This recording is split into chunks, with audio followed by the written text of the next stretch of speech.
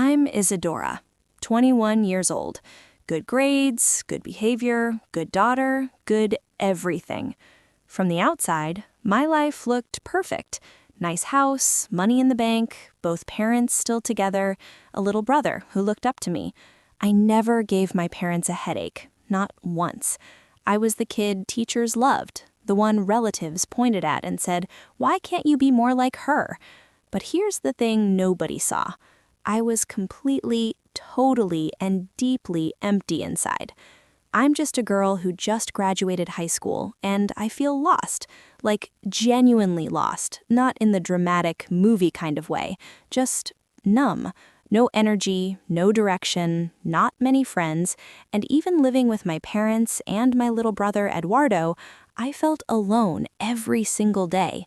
If you've ever felt that way, like you're surrounded by people but completely invisible, this story is for you.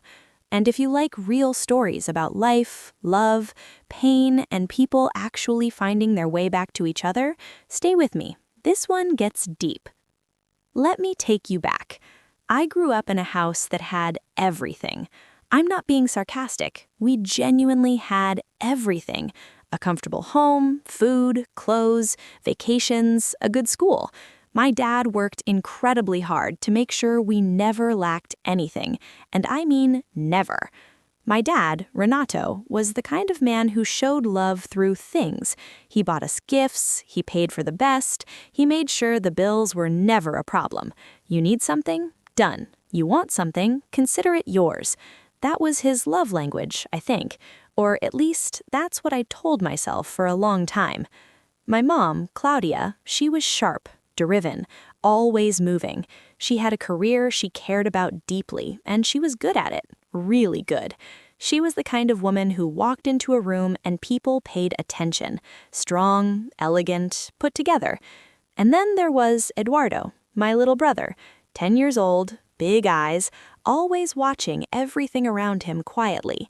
He was the kind of kid that seemed like they're just playing, but they're actually listening to every single word the adults say.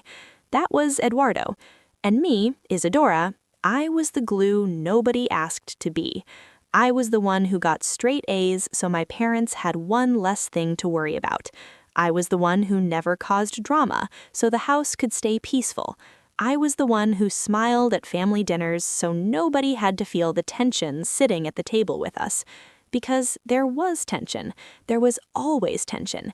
Just quiet tension.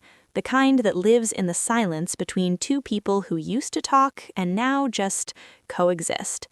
Here's something I never told anyone growing up. I used to fall asleep listening to the sounds of the house. Not music, not TV, just the house, waiting. Hoping to hear my parents laugh together in the kitchen, or my dad asking my mom about her day, or just anything.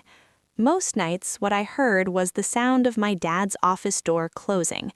He worked late. He always worked late. And when he wasn't working, he was tired from working, which meant he was quiet, scrolling through his phone, watching something on TV with the volume low, not really there, even when he was there. My mom had her own world, too. Her phone was always buzzing. Work emails, calls, meetings to prepare for. She'd sit at the dinner table and be 1,000 miles away in her head. I'd ask her something and she'd say, And I'd just say, nothing, never mind. I said never mind a lot in that house. And the worst part, I understood them. That's what made it so hard. I understood that my dad worked hard because he wanted to give us a good life. I understood that my mom was building something she was proud of. I understood that they were tired, but understanding it didn't make it hurt less. I remember being about 14, sitting at the kitchen counter doing homework, and Eduardo came in looking for someone to play with. He walked up to my dad first. My dad was on a call, one finger up, just a second. Then he walked up to my mom, who was typing something, and just absent-mindedly patted his head without looking up. Eduardo walked over to me. I put down my pencil and played with him. I was 14 years old, and I was parenting my 10-year-old brother's emotional needs because the two adults in the room were not there. I never said that out loud until now. Here's a question I started asking myself a lot around 17, 18 years old. Who am I actually? Not who my parents wanted me to be, not who my teachers praised, not who my relatives pointed at as the example. Me. Just me. And I genuinely didn't know.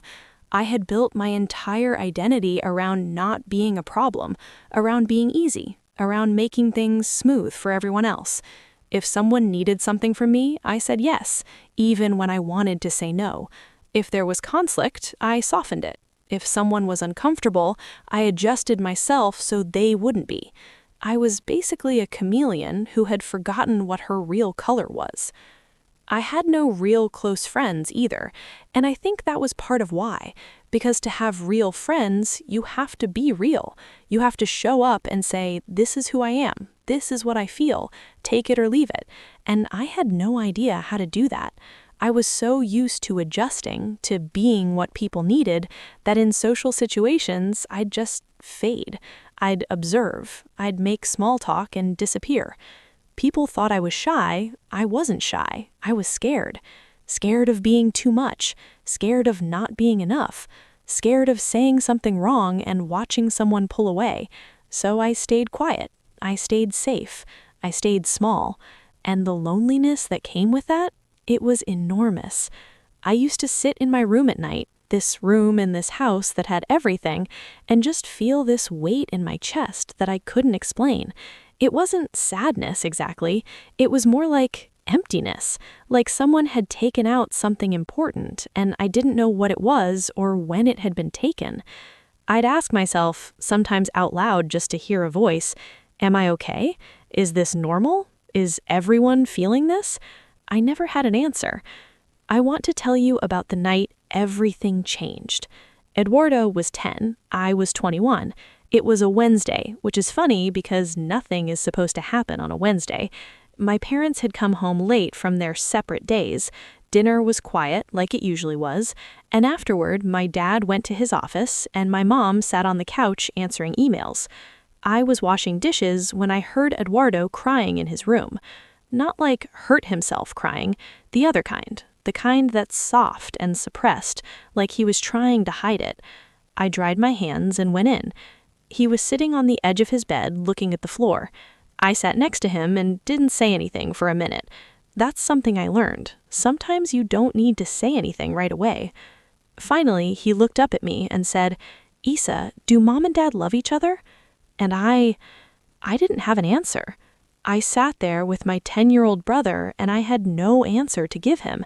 And I realized in that moment that I'd been asking myself a version of that same question for years, not just about my parents, but about everything. Do the people in my life actually see me? Do I actually matter here?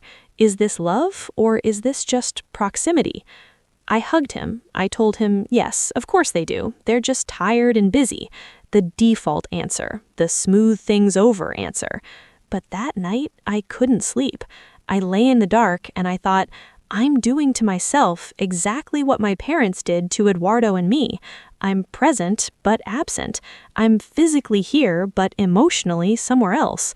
I've been so focused on not being a burden that I forgot to actually live. I never imagined that a conversation with a 10-year-old would be the thing that broke me open. But it was. The next morning, I did something I had never done in 21 years. I asked my parents to sit at the kitchen table, not for dinner, not for a holiday, just to sit. My dad came in looking confused. My mom put her phone face down, which already felt huge. I sat across from them and I said, I need you both to tell me something, and I need you to actually hear me. My mom said, of course, honey, what is it? And I said, I'm not okay. I haven't been okay in a really long time, and I don't think Eduardo is okay either. And I think we've all been living in this house together, and we don't actually know each other anymore. Silence. My dad shifted in his chair. My mom's eyes went a little wide. I kept going, because if I stopped, I knew I'd never start again. I told them about the nights listening for sounds of them laughing and not hearing anything. I told them about being 14 and putting down my homework to play with Eduardo because no one else was available. I told them about smiling at every family dinner even when I felt nothing. I told them about not knowing who I was outside of being the easy kid. I told them that I had spent my whole life trying not to be a problem, and somehow that had made me feel like I didn't exist. I told them I was scared that Eduardo was growing up watching what I grew up watching, two people in the same house who weren't really together, and that I was scared he'd learn the same thing I learned, that love is being in the room but never really being present. My mom started crying. Not loud, just quiet tears rolling down. She reached across the table and grabbed my hand. My dad, who I had maybe seen cry once in my entire life, put his elbow on the table and covered his face with his hand for a second, and when he looked up, his eyes were red. He said, "Iza, I thought I was doing everything right. I thought if I gave you guys everything you needed, that was love. I didn't realize I was missing the whole point."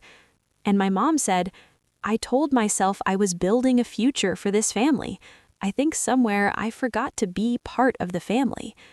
I had never heard either of them say anything like that, ever.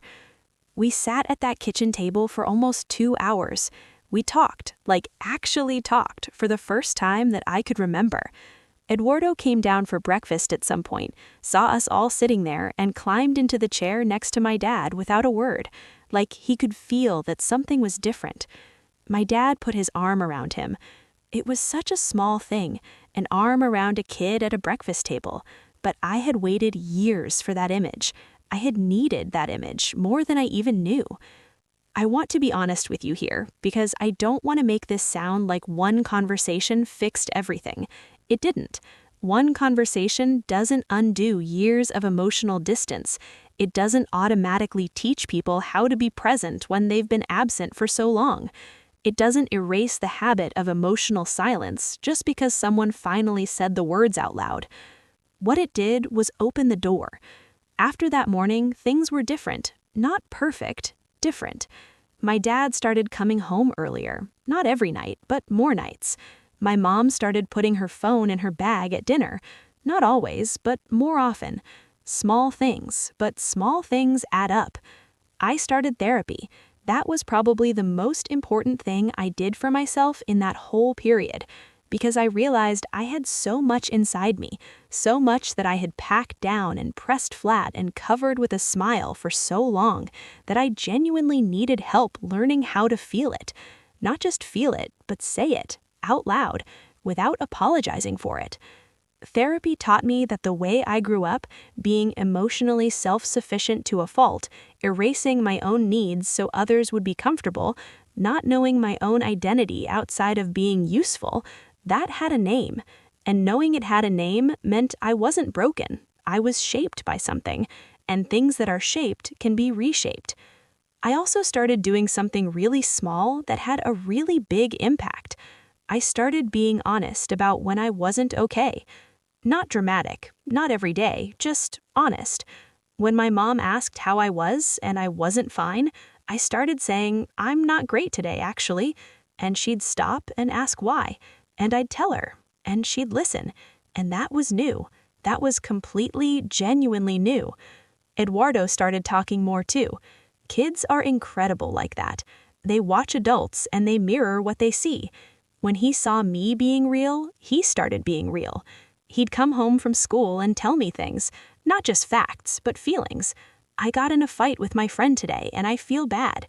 Just like that, 10 years old and emotionally more honest than I was at 20. I learned a lot from my little brother that year. I'm still figuring things out. I want to be clear about that. I still have days where I feel that old emptiness. I still sometimes catch myself adjusting who I am to make someone else more comfortable. Old habits don't disappear, they just get quieter. But I know who I am now, at least more than I did. I know that I'm someone who feels things deeply, even when I look like I don't. I know that I'm someone who needed more than things. I needed presence, conversation, eye contact across a dinner table. I know that my dad loves me, even though he showed it wrong for years. I know that my mom is someone I'm still learning to know, and that that's okay. People can become closer even after they've been far apart for a long time. I know that Eduardo is going to be okay. I'm going to make sure of it. And I know that the version of me who smiled through everything, who said, never mind, who shrank herself down to fit into spaces, she was trying her best. She was protecting herself. She was surviving. I don't blame her. But she's not all I am. I think the scariest and freeing thing I ever did was sit down at a kitchen table and say, I'm not okay, and I need you to hear me. I always had this fear, this deep, quiet, heavy fear that if I stopped being the easy one, people would leave. That if I showed what was really going on inside me, I'd be too much, or not enough, or just wrong somehow. That the love around me was conditional on me being fine. And what I found out on a Wednesday morning with cold coffee going flat on the table is that the love was there. It had always been there. It just needed someone to be brave enough to crack the surface so it could actually come through. I wish I had done it sooner, but I'm glad I did it at all. If this story hit something in you, subscribe because there's a lot more where this came from.